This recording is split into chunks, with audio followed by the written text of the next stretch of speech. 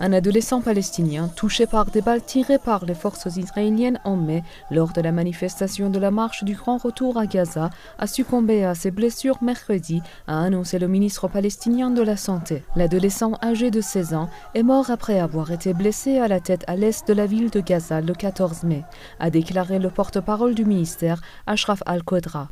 Ce décès porte à 63 le nombre de Palestiniens tués le 14 mai lorsque des milliers de Palestiniens s'étaient alors rassemblés près de la barrière de sécurité séparant la bande de Gaza des territoires occupés pour protester contre le transfert de l'ambassade américaine de Tel Aviv à Côte. Depuis le 30 mars, les Gazaouis manifestent pour dénoncer le blocus israélien qui dure depuis plus de 10 ans et pour faire valoir le droit au retour des Palestiniens sur les terres dont ils ont été chassés à la création d'Israël en 1948.